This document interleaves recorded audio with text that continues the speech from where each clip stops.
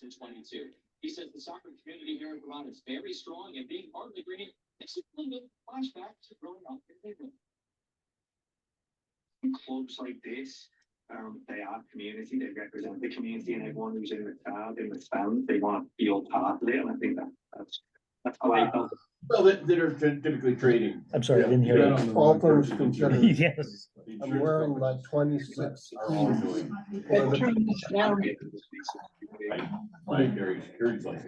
Yes. Stan, can you hear me? Foundation, but Yeah, it's and the wire house. we've had. Great, thank you. Oh, good thing I should. It usually ties out. That's all. Andy, Yeah, Oh, here it is. I used to be on this board, and I was just visiting, seeing what you guys are up to. Bay State Financial, which is a. Yeah. It's a financial. Okay. Agency of that. You know, they have offices, big offices down Boston. Yeah, it's big out. Yeah. They actually. Yeah. This is the office. Very, yes. Support staff. Yeah, let's see. if it's in here. Yeah. We're on. All right, and lots of people in the room. Administrative people that help me and stuff. Luxury is right. It's a big desk. Jeremy. Don't get too comfortable. I can only probably afford to drive up there 3 days a week. Andy, how are you? I'm well, and you? I'm good, thank you. Excellent. Yeah, they don't pay the 6 years and everything, not go. After a day of meetings, I thought I just couldn't go cold turkey. I needed to have an evening meeting. I don't know. Hey, Diane. Well, welcome back. Yeah, it's good to be back. Both of you. You know, I was finding that because all those insurance companies require that your security license. And I was Cheryl. no administrative support. Cheryl Brinkman. You know what I mean? You're spending, for every hour I spend. Okay, Shannon. I'm spending 2 hours. It is 7 o'clock. I can hear you now, Andrew. Welcome back. Nice to see you here. We're about to get started. Thank you. That's okay. Yeah, next to you. Right next to me. What you say she is? It being, are we good to go? Yeah, we are good to go. People can keep coming in. Have you hit the record button? We Hey, are Adam, recording. Yes, sir. it's Fred. I meant to send you a note ahead of time, but joining me tonight is Alex Armani Munn, who is my successor. All right, excellent, good. He'll be sitting in just to watch, and we'll be overlapping at ACEDC for several months, and then he'll take over. Great. Thank you for the Welcome to info, Madison Fred. County Regional Planning Commission. Thank you. Nice to meet you all. And it being 7:01, we will call the ACRPC Full Commission meeting to order. First item of business is approval of minutes from the Full Commission meeting of January 8th. Would entertain a motion to that effect. Thank you, Cheryl. And I will second. Thank you, Stephen. Any discussion? Yes, Stan. Was that a discussion point, Stan, or are you voting? Oh, I was there. Okay, no problem. No, with no discussion, all in favor, please indicate by saying aye or throwing up a hand. Aye. All right, Any opposed? Any abstentions? Steve Ravel, abstention. Thank you, Steve. So carried. Okay, who seconded that? Steve Pilcher. Steve Pilcher. In your packet were executive board minutes from January 22nd. We are not acting on those, but if you have any questions or comments or concerns, speak to staff or a member of the e-board. Up next, treasury reports. It's over to you, Adam. Okay, I included treasurer reports in your package. First, we started with the statement of, let's see, financial activities. Ending November 3rd, November 30th. We are a little bit behind on those. I like to get them to you a month ahead. April got a little bit behind doing the audit stuff, and she's on vacation, cruising this week and last week. So I hope I will get these basically back up to date for you when she returns. Let's see. So I'm not going to put it up. If you would like me to put it on screen, I will. But since it's in your package, I think I'll just try and read it to or give you the highlights. And that is basically through November, our net income was down $15,000. I'm not specifically worried about that. It's a relatively small number, and we tend to get paid on the quarter. So I think it's more of a timing issue than it is a monetary issue. So I think when we get December's reports, I expect we will see us back in the black for the statement of activities. The other reason that I'm not that concerned about it is because the next financial report is the statement of financial position. Basically, it shows us with total assets of $1.1 million, $700,000, $765,000 of that is liabilities. Most of that, which is basically prepaid money that we have in the bank from different programs, leaving net equity of about $414,000. So I tell you, we're in good financial shape. And given that I really think the negative in the activities is a timing issue, I'm not going to worry about it, and I expect it'll rectify next month. Happy to take any questions on the financial treasurer's report. Anna. Have you looked at the sources of revenue to see whether there are any federal funds that are under discussion for? Sure, that's a great question. So I'm happy to address that. Yes, like every other probably federal and state and a lot of local nonprofits, we have been looking at where we get our money from moving forward to see what may or may not be at risk. The good news is we do not have that much federal direct money. We get some money from EPA for the Brownfields program. In our communications with EPA is that money has already been committed and we can go forward with our program as usual. We get some federal direct money from the U.S. Forest Service for the Mooslabu master plan that we're doing. They have also indicated that basically it's business as usual for right now. We have had a couple of grants paused, not necessarily canceled, but paused. And actually, those are grants that were through other regional planning commissions where we were acting as a subcontractor. They had 11 different subcontractors with all the regional planning commissions. And I think over the contracts that I would worry most about would be the ones where I have big subcontracts on. So right now, our RAISE TOD grants, so in transportation-oriented development master planning grants that we have with the town of Middlebury, Ferrisburg and the city of Virgins are on pause, although they were invoicing those today. For right now, we're not doing any more work on that. And then we have a small grant from Lamoille County Regional Planning Commission, which is through the Department of Health, the Health Equity Grant. That's about a $10,000 grant. That's also on pause for right now.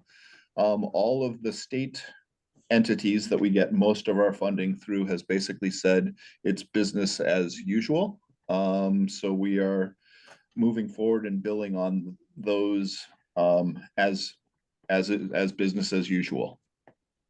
Thank you. Yep. Any other questions? Joya. Thanks.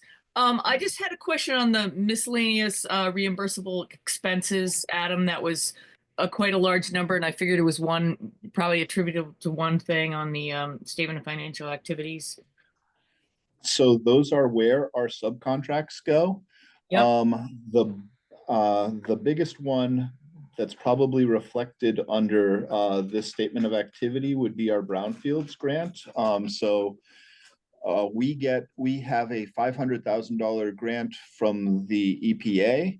It's broken out over 3 years. We have a contract with Stantec, which is an engineering corporation.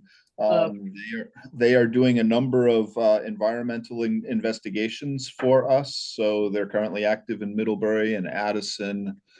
I don't think we're active right now in Virgins, but we have probably 6 or 7 projects over the county. And I would tell you that that's probably the biggest. We have a couple other transportation subcontracts with engineering firms that are working on TAC grants for towns. And I expect that's the lion's share of those, that $111,000. Mm-hmm. Okay, thank you. Thank you. And I could not remember what, under the unearned income, unearned revenue, the ACCS dwelling units, I couldn't remember what that was, and I'm sorry about that, but I just feel it's prudent to ask these questions. I might not be the only one in the room, but I might be the only one brave enough to ask. All right, well, you are all encouraged. Part of being a board member is you are fiscally responsible for the Regional Planning Commission. So I would encourage you to ask me anything about any of the financial statements.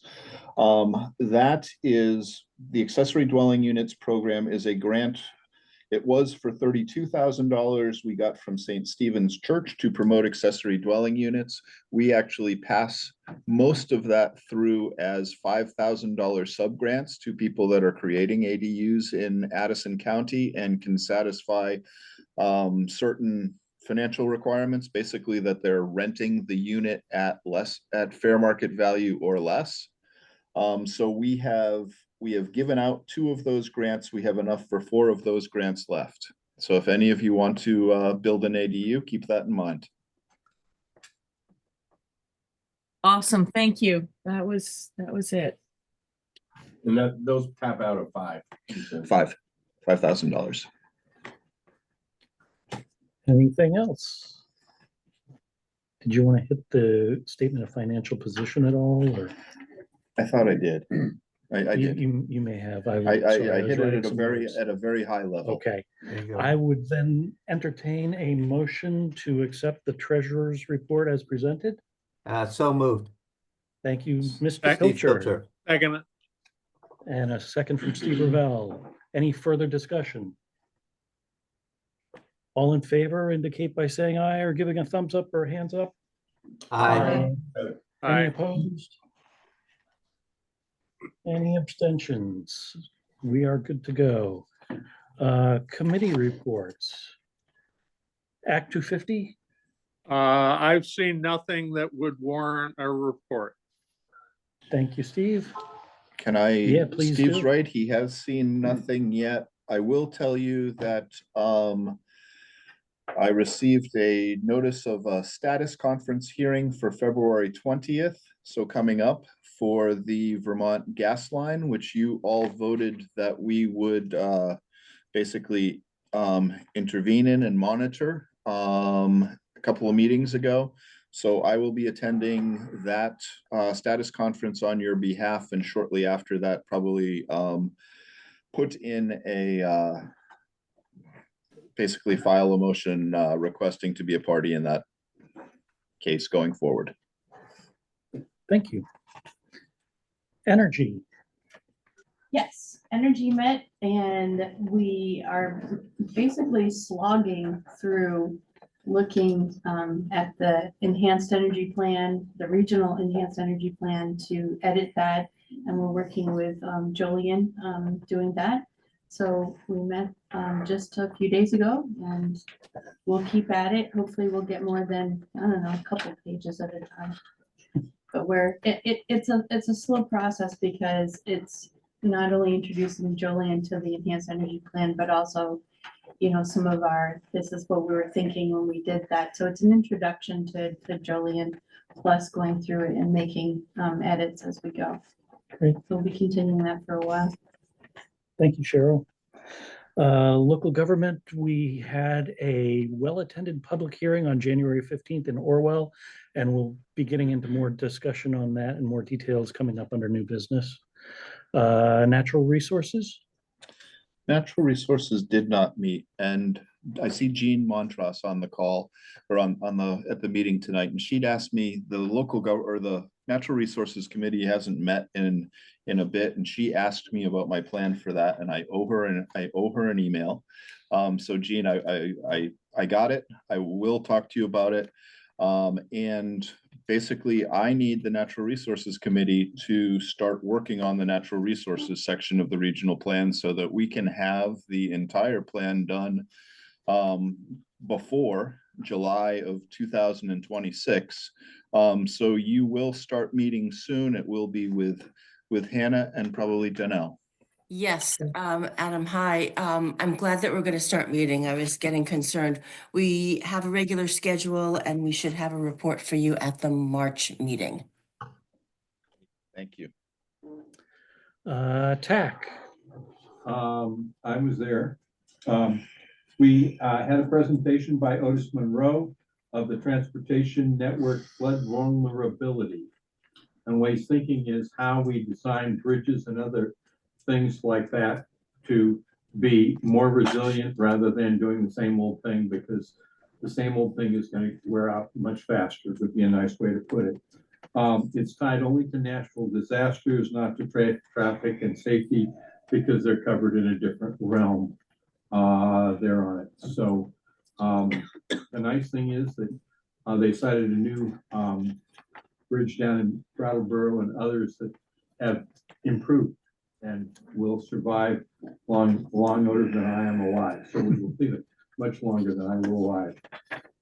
The second one was an environmental assessment for a new terminal building at the Middlebury Airport on the north. And we supported it going forward there. And then there was a little bit brief discussion of the Pell study in Virgins, and there was a policy meeting, and they recommended moving into the NEPA process. I'm not going to go any further because I'm ignorant. Super, thank you. Any questions for you on the TAC? Housing, Tim. Housing met just before our meeting tonight, and basically we spent the entire meeting going through our new slide deck that Katie has put together, and this was sort of an editing run, and we're gonna have to get back some comments from Katie and get them back to her promptly by Friday, right? Yeah. And Katie is scheduled for next the 20th, Thursday, the 20th, 6 p.m. here. There will be a presentation on the Act 181 future land use area mapping. So attend if you want. It's going to be an interesting discussion and progress that goes on with each town. And we have invited your select boards and your planning commissions. And they're really our target audience for this. We want to lay out how we're going to work with them and work with all of you to meet the requirements of 181 and move forward with that process. I forgot to ask just briefly, do we have an idea, was there an RSVP? I'm just curious how many people may be showing up for that. I do not know the answer to that. If they are RSVPing, they're RSVPing to Katie, and I suspect they're probably not. Yeah, I think we put out a general announcement. Yeah. Okay. And it's hybrid, so people can attend online. And there was just a link on the email, but there was no requirement to respond. So what's the time of that? 6 p.m. Thank you. On which date? Thursday, the 20th.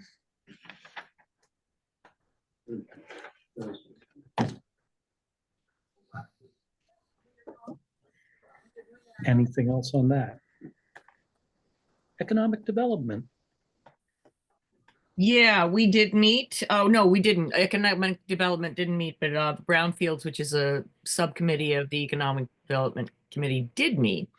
And we approved a high level, the high view of what we did is we approved 2 phase 2 environmental site assessments to be moved forward on 2 different projects, and got updates on all of the other ones that are being reviewed by Stantec. So actually, I should have known, Adam, that big, huge number was where that might have been a place to imagine that it would have come from. So that makes sense. And that's really about it. And really, everybody should know out there. The other thing is that any place that you can think of that maybe has had some history that you know about or somebody else knows about or floats into your memory.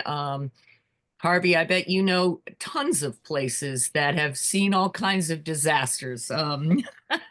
Your history in the county in terms of brownfield possibilities. I don't know, when people grow up around here, we seem to know a lot of things. So they're looking for more sites. It's really an important project to fully use the funds that are available to us, because it will only improve the economic and the health of the region. So that's my push. Yeah, well, with that comment, I was wondering, we must have a list of brownfields in the county that we know of. Oh, yeah. Yeah. Adam, you take it away from here. I was gonna say that the Department of Environmental Conservation has a list of known places, yes. Yeah.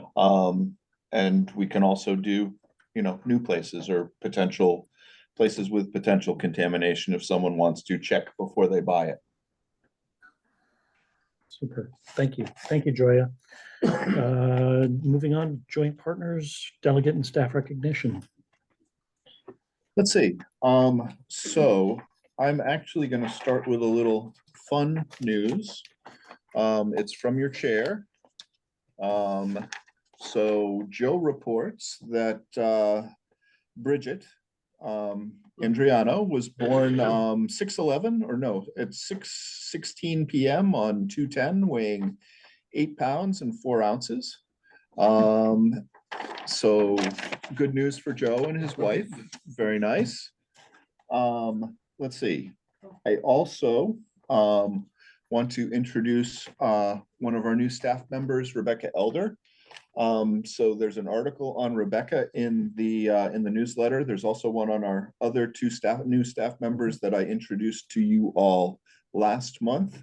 Rebecca, would you like to say a couple words? Hi, everyone. It's nice to be here and be a part of regional planning.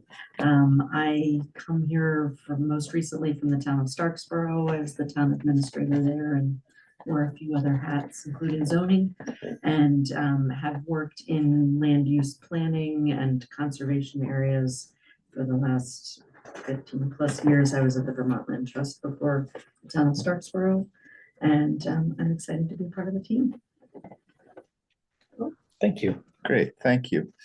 And Fred or Alexander, I kind of tripped over you when Fred introduced you earlier. Do you want to try again?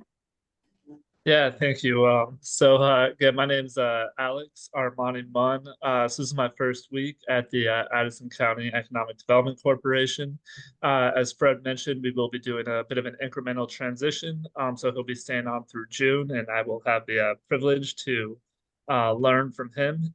Obviously, big shoes to fill. In the 7 years Fred has been there, accomplished a lot. So I'm excited to carry that on. Prior to joining the ACEDC, I worked with AES Northeast, an architecture and engineering firm based in Plattsburgh, New York. However, we also have an office at Chase Mill in Winooski here in Vermont. So in that role, served as a project manager for water and wastewater projects, while also assisting communities in grant writing and grant administration. And prior to that, spent about 11 years in Colorado working in economic development with a pretty specific focus on downtown developments. And have spent a lot of time working with TIF. So excited to have that opportunity again here in Vermont. And since this is a planning commission, I'll also note that I'm actually in the process right now of studying for my AICP certification. So we'll be taking that exam in May. We'll hopefully, fingers crossed, be a certified planner here in the near future. So pleasure to meet you all here tonight digitally, and we'll look forward to meeting you all in person here at some point in the future. Super, thank you. Great. Anything else? I don't know, Fred, did you have anything else you wanted to include in a joint partners report? No, I'm all set, Adam. Thank you. Okay, great. Super. Moving on to old business, Maple Broadband. Steve, take it away. Thanks. We were talking earlier about some of our concerns regarding grants and whatnot. We're going through the same kind of soul searching about our big grant, a BEAD grant, which if received will really put a shot in the arm on the work that we're doing. We are we held an executive committee meeting earlier in the day today talking about a plan B. So our intent here is we do have some funds available to proceed with some construction work this coming year in this 2025. It won't be of the magnitude that we did last year, but our intent is to kind of work both projects, push hard on preparedness for BEAD in hopes that that will pan out. And then because there may be delays, if it pans out, but it doesn't pan out as quickly as we'd like it to, we may find ourselves with some time to do some other kind of peripheral work, flush out our American Rescue Plan grant that still has funds available to us so that we can continue to provide service to some limited subscribers. And so that's plan B, and then plan A is BEAD. So right now, this month and maybe the next couple months, it's pretty much doing preparation type work for what we're going to do, our two big pushes for this year. So kind of all up in the air, just to a large degree. There's just way too much uncertainty about how Washington decides to drive efficiency. So we'll just be patient and expect the best and do everything we can to be prepared for whatever comes our way. About it. Any questions for Steve? We're up to 525 subscribers.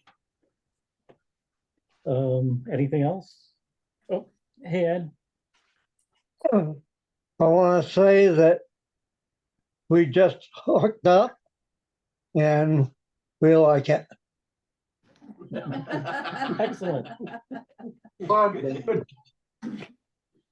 Thanks, Ed. That's a bumper sticker right there. Clean water service provider update. Arabella's not here. No, I was going to ask Arabella to do it. Joya, would you like to speak to the last WIC meeting in January, or would you like me to do it? Well, I would have looked at the notes if I had known I was going to be put on the spot. You can take it away, Adam. That's entirely fair. I thought I was going to have Arabella do it, but since she's the chair of that committee, but apologies. I can't even remember. We approved all but one project, I believe. Is that correct? And the project is going to come back, right? Yes. Yep. So you had 3 forest-based projects, forest roads-based projects in front of you, and you approved 2 of them, and we'll bring the other one back when you get some more information. I think they totaled about $80,000 or so, which, you know, we do these quarterly, which is way behind our targets. So again, for the clean water service provider, if you it's a voluntary program for stormwater mitigation that removes phosphorus from going into Lake Champlain. If you are a member of another organization, or if you have a town forest with forest roads that might not be in good shape, or floodplain in the town that you would like to restore, or other erosion on a river in town that no one's taking responsible for. You know, municipalities are absolutely eligible to apply. and we need your help to get this money out the door. So one of the things Danelle, who's one of our new staffers, is going to work on is being more of a salesperson, I guess I'll say, more than anything else, to really try and promote this program to communities and other nonprofits and regional partners. But if I can enlist your help to help her, that would be great. So thank you. What's your target? About $1 million a year. Okay. Yeah. So Middlebury has a nice big stormwater project that they haven't done near Butt Off Acres. Yeah, we got a couple. Yeah, yes, you do. Can I ask, is there a provision in that program for agricultural runoff? No. So basically the way the program's set up is the Agency of Natural, with the Clean Water Act, basically the administration said, we're going to do everything we can to basically clean water.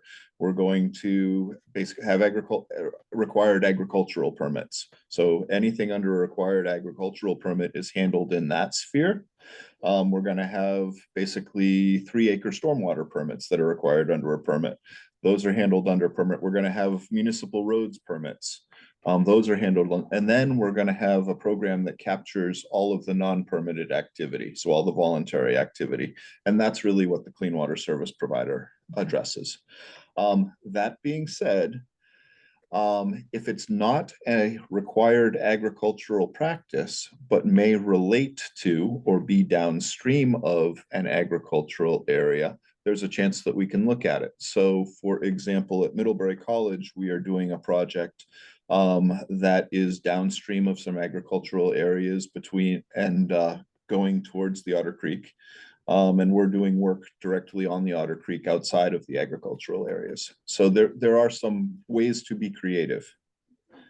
Also, if you're involved in emergency management and you're concerned about floodplains, floodways, or fish and wildlife and are concerned about wildlife areas, there are ways that we can, work together. If we take credit for the phosphorus removal and the emergency management people get credit for the flood remediation, that's a nice partnership. So we're exploring those as well. What about for dams that look like they might degrade further? This is a phosphorus program, right? It's a phosphorus removal program. Dam removal is one of the eligible activities. Okay. Generally, we need a partner with the dam removals because dam removals do a lot more than they do have a phosphorus component, but it's a lesser component than say the flooding component from the dam removal or the fish passage component. So we can help, but we're probably, we have one big dam removal project down in Rutland County. So we are the QUISP for Otter Creek. We're the last money in on that project. So it's a significant amount of money. It's about $300,000. But we're basically working with FEMA and a couple of other partners that provided a lot more to that dam removal. Any other questions, comments? Thank you, Adam. Bylaws update. Okay, so you're gonna have to bear with me as I go fishing for this. I do want to get this one up on screen. While I'm doing that, I will try and multitask and talk to you and give you a little bit of background. This is basically a relatively routine review of our bylaws. When we were doing committee assignments in September, Joe, our chair, Joe Andriano, noticed that our bylaws had a place where it conflicted. In section 8, basically it said that the chair was in charge of all appointments. And then in section 12, it said that the executive board was in charge of all of the appointments. And that prompted him to say, well, are there other basically conflicting items or things that we need to update in the bylaws. The executive board appointed a committee of myself, Ross Conrad, and Joe Andriano to go through the bylaws and really just clean them up, make sure they reflected current statute, make sure they reflected our current practices, address specifically that appointment issue, and then I guess I'd say some other miscellaneous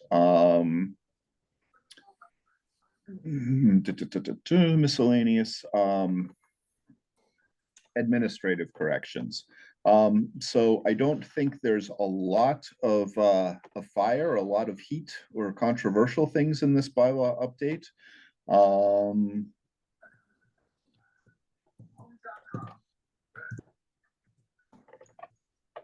Okay, but I will share it with you. What I think I will do is pull it up on screen. You all have it in your package, so if you have that open, you can follow along at home.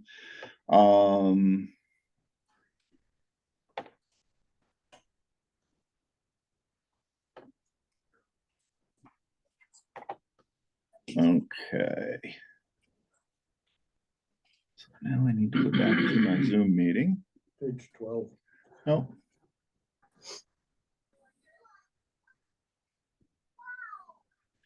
Thank you, Jeremy. So now I need to go to share. Sorry.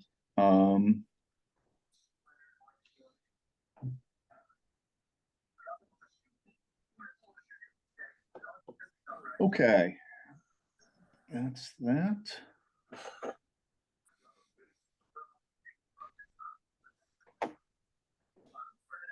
Oh no.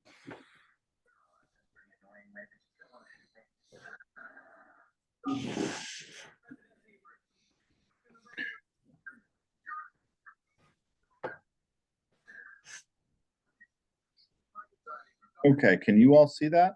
I should probably make it a little bigger for you.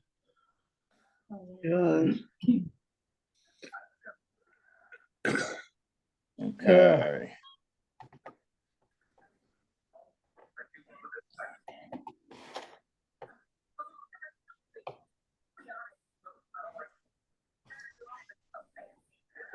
Oh, sorry. There we go. I can go here.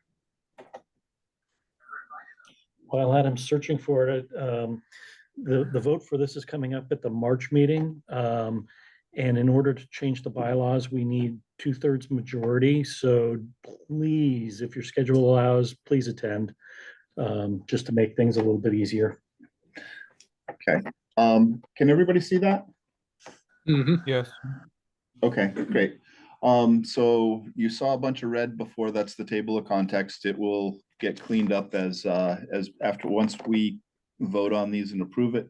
The first change that we made, and I'm not going to hit everyone, but I will try and hit the highlights of the changes for you, was just basically to define the territory of the Addison County Regional Planning Commission, because we often refer to it at the region. We're just a little bit different than the county, so we thought it was appropriate to include that. Hey, Adam, yes. before you scroll on, just should that say 21 of 24? 23. Okay, but you have No. 2 you don't cover, so 21 and 2 are 24. No, 21 of the 23. So we don't cover 22 and 23, which are Granville and Hancock. Okay, thank you. Yep. First thing that we did, or the next thing that we did, section 301, powers and duties of the commission. Basically, this comes right from statute. So the legislature has been updating the statutes governing the municipal planning grant or municipal and regional planning commissions lately over the last couple of years. This section and the next section are taken directly from statute. So where they change statute, they talked about meaningful participation within our processes. They talked about supporting Vermont GIS systems. Consider the potential environmental benefits and environmental burdens as defined in 3 VSA 602 of the proposed plan. So there are some extra things as we are creating our plan that we need to pay attention to. Since we copied statute before, I brought these other statutory provisions in here as well. So nothing should come as a surprise to you. It's a direct quote of the statutes that basically govern the powers of the Regional Planning Commission. And Yeah, not a commissioner, but curious why you don't just reference the statute instead of incorporating the language so that you don't have to change the bylaws when the enabling statute changes. We chose to spell them out in here because otherwise we just say we do planning as per the statute. And you could have a visual document which includes it, yeah, but the bylaw itself just says, yeah, what the legislature says. We could do that if they chose to. It's enough. We don't do it. This is the only place that we really do it. And it's important enough to us that I like having it there. So if people read our bylaws, they see it without having to go to a different place. But your point about, you know, statutes changing and us having to redo our bylaws is well taken.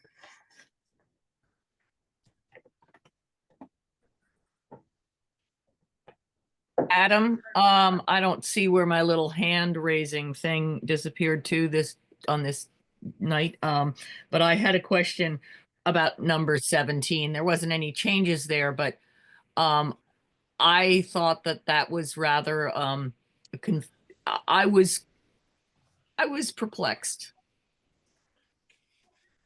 Okay, number 17, which is right at the top of the screen. It's section 301. It's duties of the Regional Planning Commission. As part of its regional plan, define substantial regional impact as the term may be used with respect to the region.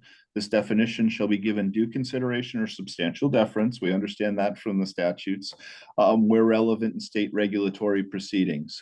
So our plan does, chapter 2 basically does define substantial regional impact. So it's things like if developed, it addresses when we, the Regional Planning Commission, get involved in an Act 250 or Section 248 proceeding. So we don't want to get involved every time somebody files a small administrative amendment or a minor permit. But if their permit is going to impact Route 7 or impact Otter Creek, or basically if it's a substantial energy project, so think the Vermont gas line that we talked about earlier. Those are projects of substantial regional impact, and those are projects that I will take to the Act 250 committee. They will review them. You know, is there really an impact on Route 7 or Otter Creek or a substantial wetland or some other things? Yes, no, how do we address it? What's the town doing? And then they'll bring their recommendation here to you. You will say, okay, presumably, you know, participate in that proceeding before the Public Utilities Commission or before the Act 250 Commission. And, you know, we want you to participate on criteria 10, the regional plan. But that's what this criteria addresses. So, yeah, I guess, so the substantial so we define a substantial regional impact, and that is held in a, you know, I mean, that's a very complicated thing. So I guess it's a part of the regional plan that I should just look up because it was a confusing 2 sentences for me. Yep, it's section 2 of the regional plan. Thank you so much. 2 or 2A. Yep. Okay. Gonna move beyond basically powers and this, again, the statutory updates that we did. You know, the last thing was invest funds held in reserve. So that was our money market plan. This enabled that not too long ago. Let's see. Shared municipal services we didn't change. We added that a couple of years ago. We didn't change it. There were a couple little things like this membership, assessment of memberships. Well, we send out, your assessments. We vote on them in December.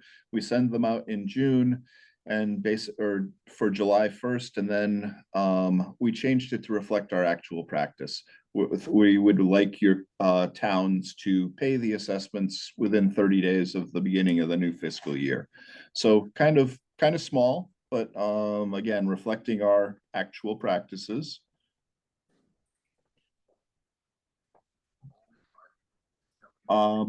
Let's see, this one also is kind of small, but reflects our actual practices. We're not requiring a roll call vote all the time. If the vote is unanimous, basically, then we can just have a voice vote. If it goes beyond unanimous, then we'll have a roll call vote. Adam? Yep. Even though there wasn't any red lines under meetings, yep. I noticed that, well, actually, yeah, sure, right here. It's pretty quiet. What section, sure? Under notice of meeting, minutes. 705? And actually up above, before special meeting, it was the notice of regular meetings. Okay. Regular, oh no, you were right. It was where it said the notice of, it's pretty quiet about how that happens and where that happens. There was one thing in there that said per statute, as far as giving notice, minutes taken, recorded, but it doesn't say anything about where they are, how people can access it. And I'm wondering if there could be some place there that says that we follow Vermont open meeting laws, because we don't necessarily need to state all of those things. Like the agendas need to go out so much, the minutes need to go up within 5 days, 48 hours for the agenda.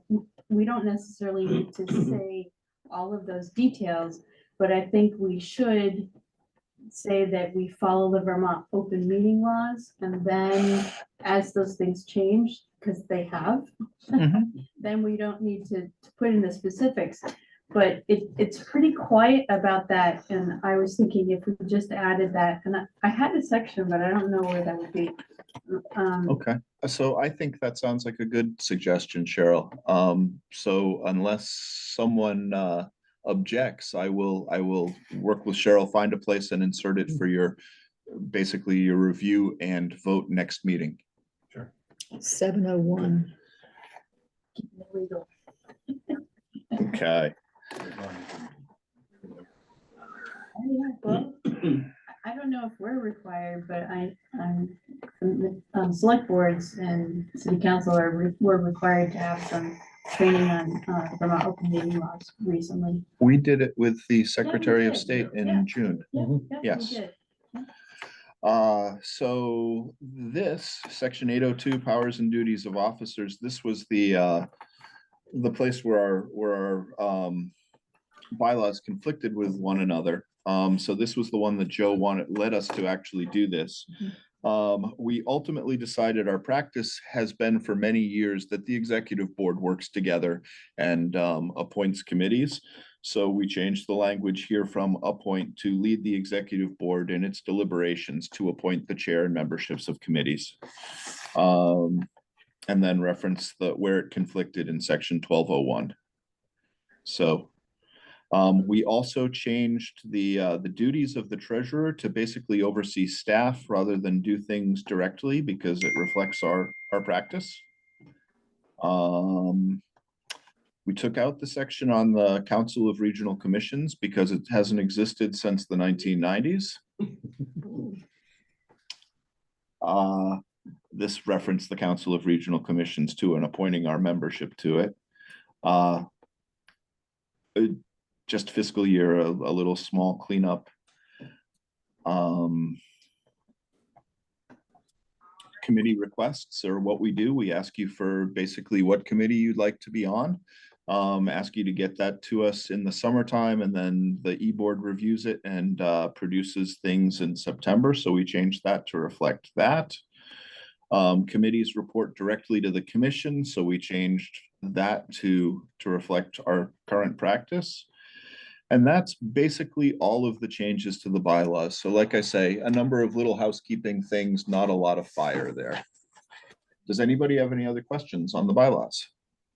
Adam, I was just curious about something. Going back to the duties of the chair, it talks about the duties of the chair, but then it talks about a policy that, and maybe I just read this too quickly. It just seemed that that was perhaps belongs someplace else. Powers and duties, the executive board. The chair. Number 7. Number 7, to implement with the assistance of the executive director. Nope. That's not what I was looking at. I was looking at one, I think it talked about a dishonesty policy, some sort of policy, and it was in regard to the duties of the chair, and it's hard to. Yeah, but- right under section 802, it says chair of the commission shall, and then there's a Yep. list. Okay. Number 7 on that list is what she's asking about. Okay. Whoop. 80. The commission shall carry employee dishonesty on its employees and officers, including the chair. Okay. For insurance. Oh, crap. It just, yeah, can we go back to that page and just Yes. see that for a minute? See that. Okay.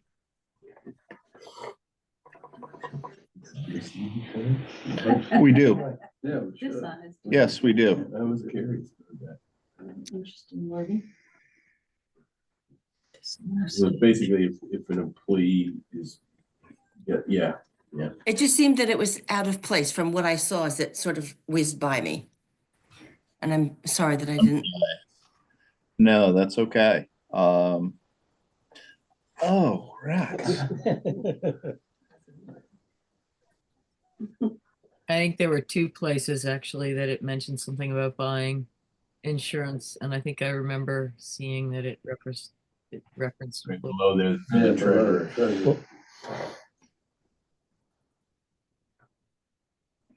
Yeah, right there, stop. Shall carry So employee it talks dishonesty. about the duties of the chair, but then the commission, that just seems out of place, number 7. Okay, I understand exactly what you're saying. I don't disagree with you because it's not necessarily something the chair shall do. I mean, maybe that belongs someplace else other than bylaws. Maybe that's more of an operational thing or a policy in a policy document. It's certainly in our financial policies. Okay. So then maybe it doesn't need to be here. That may be true. Can I think about that, Jean? And Of course. we're gonna look at this next meeting.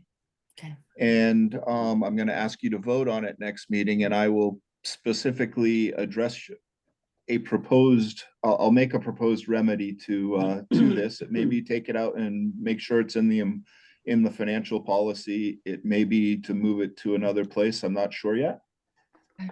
You actually reference it lower below that, under the duties of the treasurer, the commission shall carry. And I didn't know whether that was a duty of the treasurer to ensure that the commission. I'm saying the commission shall. Right. Yeah, it may be more appropriate under the treasurers. So let me think about it, and I will bring you a proposal for the next meeting. Great. This is not easy stuff Great. to untangle. Yeah. Thank you. Maybe I'll come talk to you about 17 too. Okay. How late did Joe stay up digging through this document to find all these things? Well, don't forget he had Ross Ross. too. Ross had a lot to do with it. There will be no typos. Okay. Are there any other questions on the bylaws, Nick?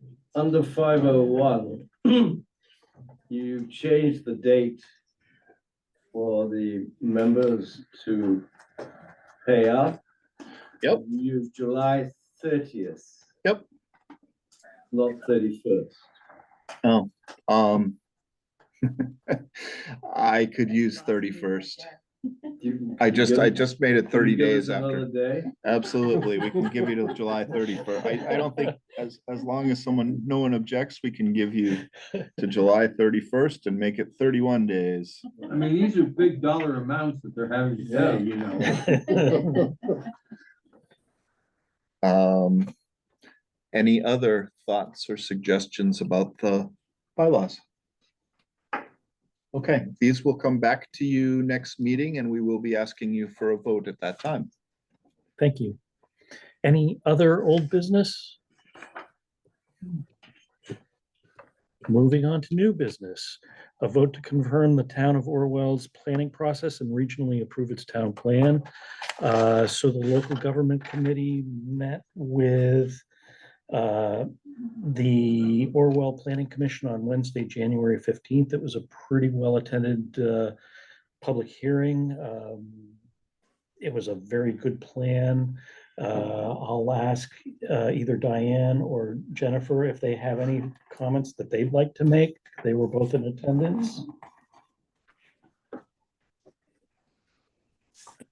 No, just the only comment that I would make, I agree, it was a very well thought out town plan, lots of great historic details and lots of consideration for their town, their village and like town green. So I thought it was very well done.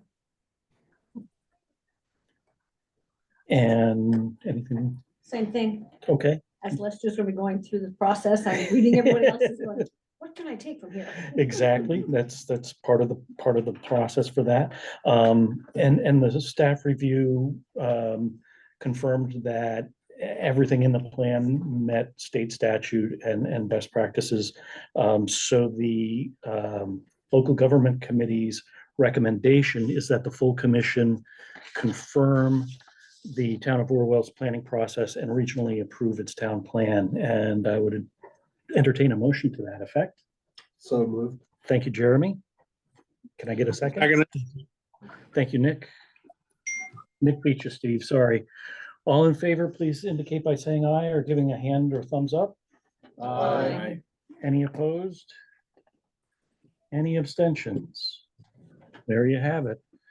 And then you can notify Joe that his plan has been adopted. Next up is recruitment of members for the nominating committee. In our March meeting, we will be voting on members for the nominating committee who nominate commissioners to be on the executive committee. We have two folks coming off the executive committee this year due to timing. They've timed out. And so I'm hoping that they will volunteer. So we're really looking for one more volunteer. Not to put anybody on the spot this evening. If they don't want to come forward tonight, that's fine. You can reach out to Adam or to one of the executive committee members. We'll also take nominations from the floor in March. But think about it, really all that it entails is getting together, three people getting together, having a few conversations, maybe a couple of emails back and forth, and trying to twist some arms for finding two members to be on the executive committee. Any questions, comments? Okay, any other new business? Any member concerns or information? Oh, Ed one. Oh, yes, Ed. He's muted. You're muted. Ed, you're muted.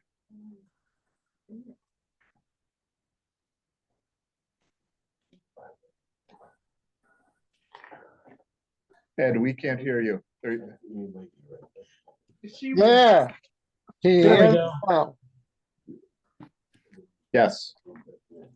On the clean water stuff, Grant, can we do anything to help field days? So Field Days, I believe, has a 3-acre stormwater permit. So I do not believe we have the ability to work with them because they're under a permitting regime. Our funding is ineligible for them. Okay. I just hoping we could help them out. Anything else?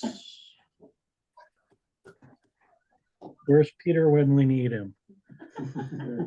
I would like to make a motion. Yes, sir. that We adjourn tonight's meeting.